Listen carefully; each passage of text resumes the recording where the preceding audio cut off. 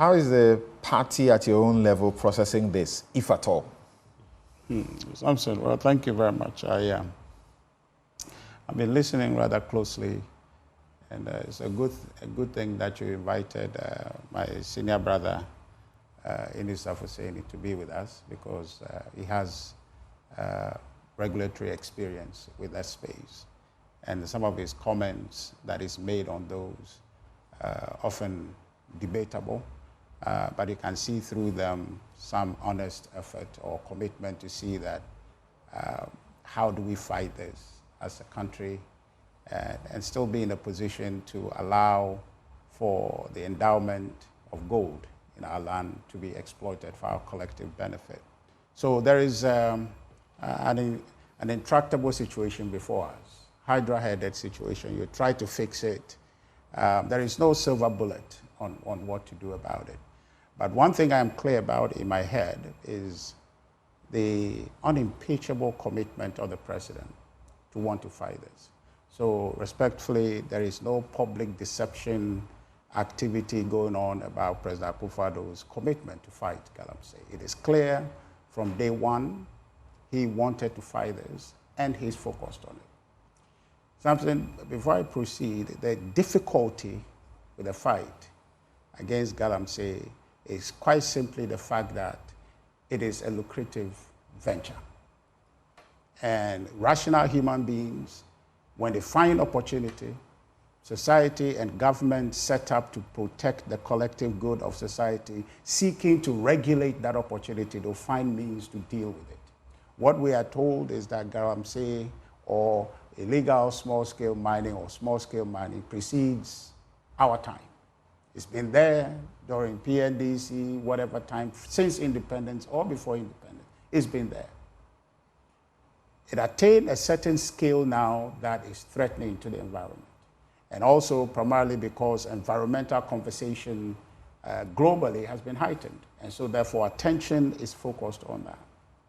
And the president rightly, from when he came into office, decided that this must be confronted head on and has done everything to support media partners and advocates in civil society who want this fought. And everything policy-wise that ought to be done has been done to fight this. The challenge remains that the pursuit of that venture being profitable, you have people finding their way, not sanctioned by the state, but as individual pursuit, they are engaged in that. And that, for me, is the challenge. And the people live near the gold, and you make policy. There is corruption in the security service that enables that. Policy cannot check that. You can always try to minimize. The fact that you're a lawyer, the fact that you make law doesn't mean that that crime you are trying to legislate or prohibit in law naturally fizzles out. But you do so it's a deterrent. People don't do it. And if they do it, they get punished. And that's how you build society. And so the effort to fight galamsey has been resolute and ongoing. The challenges we are finding is people's interest. Now, you made a very good point about the 2020 election and the suffering of the MPP in the mining areas that is documented. I don't think you need any empirical study because the election itself is empirical, right? It gives you absolute verification of what is and what is not. So the seats that we lost are not there. We had them, we lost them on the basis of that fight against galamsey. So that is explicit and manifest. You will see the NDC and in the 2020 election commit to a campaign that offer incentive to galamseyers that when you vote for the NDC, we will liberalize the space, would allow for you to mine. There's video evidence to that. There's reports to that effect. When you put that message, it doesn't matter what the commitment of the president is. You create incentive for people, enable them, embolden them to do the very thing that you are trying to prohibit in law. And so the charge cannot be that there is any public deception activity, but as a deliberate political, exploitation of the fight to end galamsey, and another seeing opportunity to enable it, because there's a large constituency of people who benefit from that. It's a whole complete economy. And as I indicated to you, it's a lucrative venture, so people engage in it for that purposes. And so to that extent, I tell you that the difficulty with the galamsey is practical. It's one that must have a conversation about. And I think that this government has done significantly well. If you look, and I think my senior brother in his days, I think he said something like that about how to structure the space so that it is regulated and can be controlled. That is being done. Across the country, you see small-scale or community mining schemes that are evolving. People are trained appropriately, and they are mining in places that is not in waterways, not in forest, but structured in a way that we can still exploit the gold endowments of our land and then still be able to protect our environment. The Upper East, I understand very clearly that the quality of gold there is really good.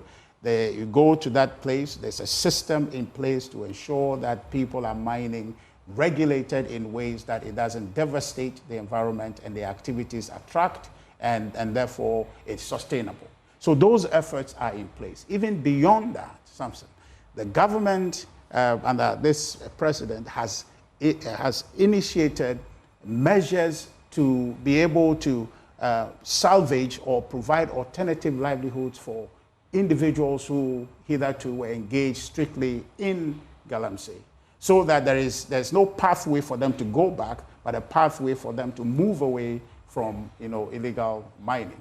And that is the National Alternative Employment and Livelihood Program, designed for illegal miners who have been pulled away from that act so that they can find other employable avenues in life to advance themselves. So the issue for me is not that the government is not committed or focused on fighting galamsey. That one, there is no debate about it. Everything has been given. I think that the president's very commitment of his presidency to that fight, for me, should settle the issue. And so that is not the problem we face here. Now, the question about whether the comment of the young MP is detrimental to the fight. MP aspirants. PC. NS Frimpong. NS Frimpong is detrimental to the fight against galamsey. For me, I think that there's a lot of clarification to be brought from what he has said. And you are moving us in that direction. Because initially, when you state the fact, when you hear him, your impression is that, why is he saying that? But when you process it a bit more, you come to the knowledge that maybe he's speaking to some specific issues that he needed to have clarified in his statement. For example, the issue about people going to community mining schemes or mining centers to extort from them, because generally the act of small-scale mining and mining in any form, unlike the multinational corporations mining, if a police officer comes there or a military person comes there, the appearance is that you are doing something and they want to take money from you. And he is stating, and this clarity ought to come from him, and I think we can do him the favor of allowing the investigation to unfold, where he tells specifically what he's speaking to. For example, I just mentioned to you in the Western region, across this country, in the Upper East, in many mining communities, there are community mining schemes that are evolving. So if a police officer shows up at these community mining schemes and begin to terrorize people, a military person begin to terrorize people, when properly they've been constituted and are doing mining the way the state is regulating, there's a tendency, naturally, even if you haven't done anything wrong, the police officer comes, and the natural fear for them would lead to people wanting to react in a certain way. So he's trying to tell them that please do not be disturbed or do not be afraid when instances like that happen. The question is these abuses of power by security officers is acknowledged, it's well documented. Right. But does that justify this portion of his comments? Now, so I'm just saying that when they beat you, hit them back. I haven't said that yet. The investigation then will give us that process and what exactly he meant by that. No. We know the statement. Right. So I'm saying that. What investigation about that statement? No, I'm just saying, so, I mean, if you sit on your properly regulated small-scale mining and a military officer comes and decide to abuse you, right, what should you do? What should you do? I'm not supporting what he said. If they are taking their machines away, do not be afraid of the gun. So literally, if you have a gun, shoot them back. No. Shoot back at them if they shot. I'm not saying that, but what I'm saying is that we are sitting here properly allowed and in law to be here. If somebody walks here and begin to intimidate us, should we just submit to that or we defend ourselves? That's its legal situation. Not somebody, security officer. Yes, but because we have not broken any law. All right. So if he comes here and begin to terrorize us, and I can say somebody because there is evidence of people posting as police officers, military people, that have been arrested in many instances. Yeah. And so it's a difficulty. And I'm saying that the communication he's given is loaded. He's not taking his time to properly distill the lines of communication he wants to advance and say that if you are on a properly constituted small-scale mining with papers and documentation covering it, nobody should come there and terrorize you because you're a citizen and you have rights. And so that communication there can be distilled for us through the investigation so we understand what he's communicating. So I don't want us to summarily say that he has said something that is detrimental. On the face of it, you can make that conclusion. The investigation, I think that we should have. He's acknowledged and apologized. Very well. Perhaps the investigation will show us what exactly he meant.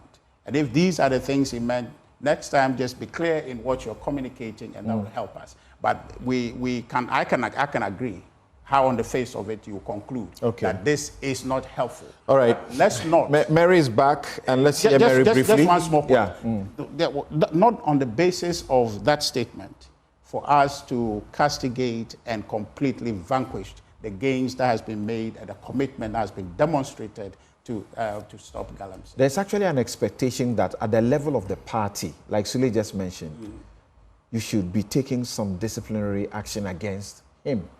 But Samson, you are the lawyer.